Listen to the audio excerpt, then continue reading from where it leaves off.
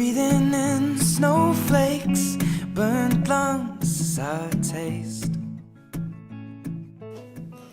All right, so how would you define hazing? Hazing is any action or event or anything like that that takes place that, whether it be with the knowledge of someone or not, but that takes place that really puts someone in a unfortunate situation. And so anything such as, that recklessly or harms them or stresses them I in any would way. say that it's when like sports teams are like initiating newcomers in and they have to like do certain things to become part of like the team. Hazing is a form of bullying. They disguise it in some colleges as just a way that you have to get into your fraternity. It's like it proves your loyalty, but I think it's My definition of hazing is when newcomers or freshmen are being abused or humiliated. Usually they are being tricked or doing dangerous activities that could severely injure them.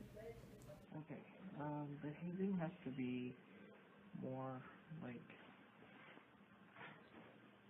distraught, like when someone like mistreating with other person. Basically, like teasing underclassmen and stuff.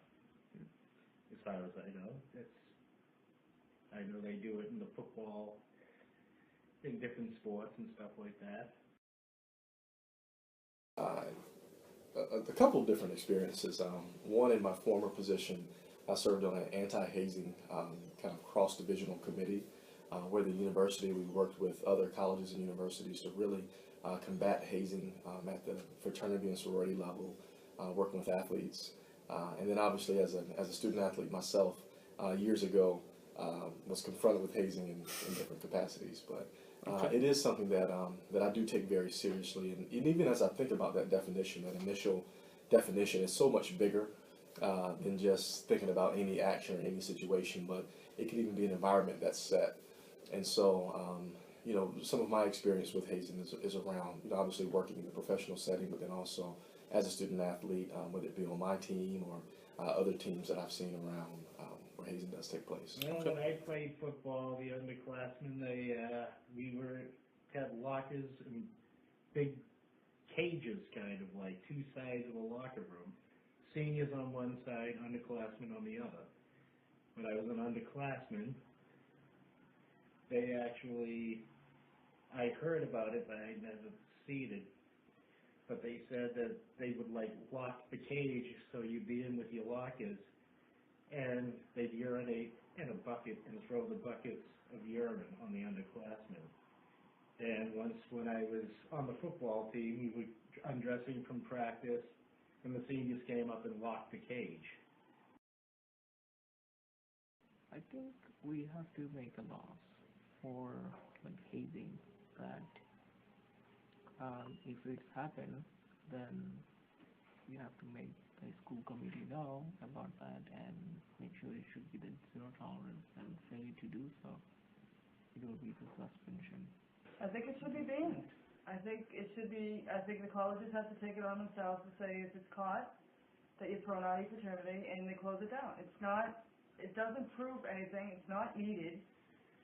It's old traditional thing, but there's nothing that So hazing, I think, is something that that a lot of people really don't know the ramifications of.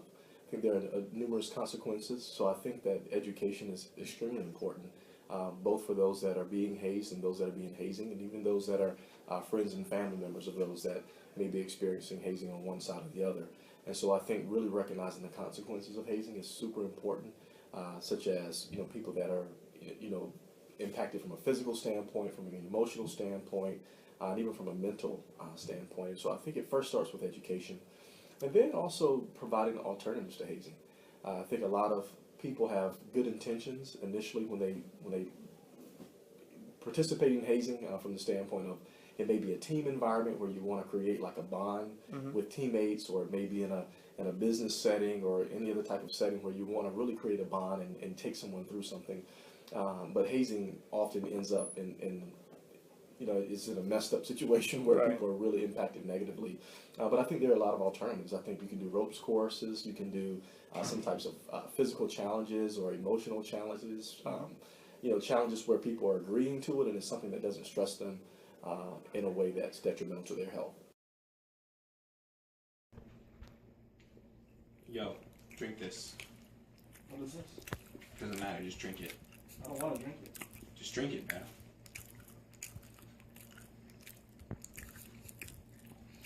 Oh. What is that? Doesn't matter, man. You're gonna drink it again later.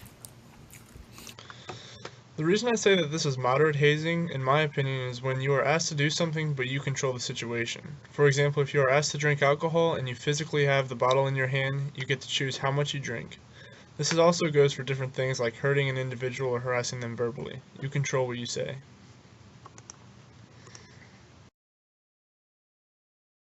Hey, Pledge, drink this. What's in it? Don't worry about it. Just drink it. Alright.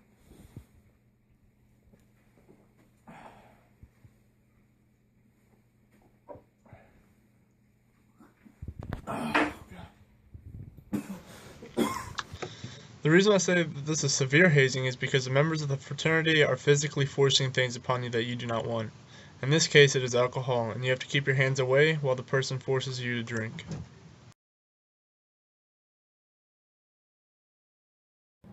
How would you define hazing? Hazing is any type of inappropriate treatment such as harassment or humiliation as a form of initiation into a group. I would define hazing as some kind of public humiliation or some type of humiliation towards a student or student athlete in a process of an initiation to a group or a team. What type of experiences have you had with hazing? As a coach, none. But as a player, when I was in high school, all incoming, like all freshmen or anyone that was new on the team, they would take all of those players out to like 10, 15 minutes away to a cemetery, and then they would just like get everyone out and then just kind of leave them there. And what felt like an hour, but it was really like 5 minutes. They'd come back later and it'd just kind of be like a scare. But that was kind of our like initiation for all the new kids. But outside of that, the only other hazing I've heard of is what's in the media or what gets publicized in the newspaper and stuff like that.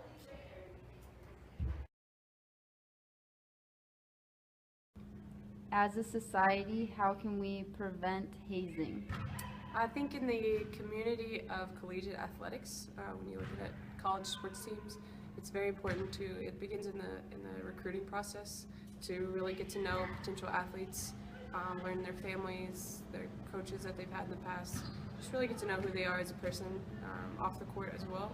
I think that informs you a lot of how they are, how they're going to treat people, how they're going to treat their teammates. And then I think really actively being knowledgeable about your team once they're on campus and once you start your season, learning them as people, as students, and knowing who they are, getting to know what they like. And then that way it helps you really have a pulse of your team and kind of really know what's going on outside the court. What can we do as a society to prevent hazing? I think you make more of an awareness of it.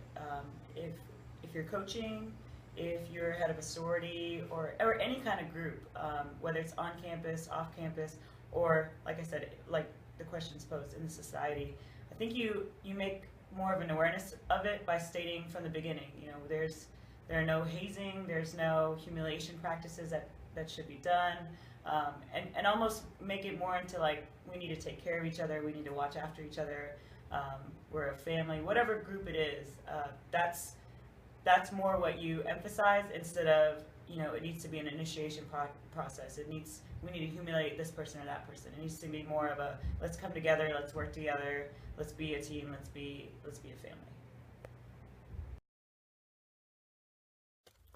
Hazing plays a huge part in different sports teams, organizations at schools, and are a big tradition for universities and state schools and all around the world.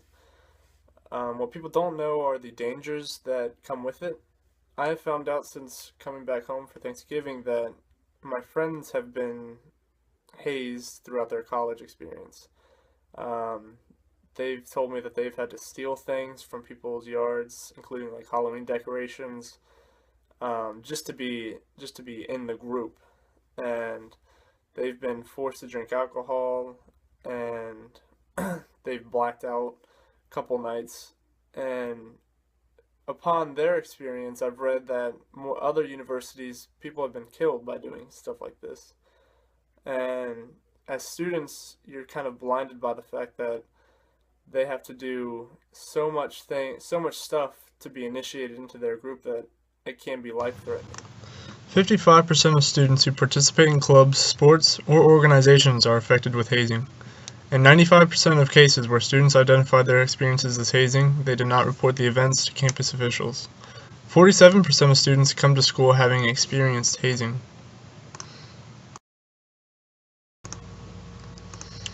A few results from hazing. The Ben & Jerry's ice cream company was called out by a family whose son was killed by pledging to a fraternity. Further investigation showed that the company did not have to change their name. Florida A&M University's band had an initiation to new members by making them run through what they called Crossing Bus C. The new band member had to run through a bus while he was beaten with drumsticks. The freshman suffered internal bleeding and was killed. At Rutgers University, some sororities initiated their girls by beating them with wooden paddles, and one girl was sent to the hospital after being hit 200 times and suffering with blood clots.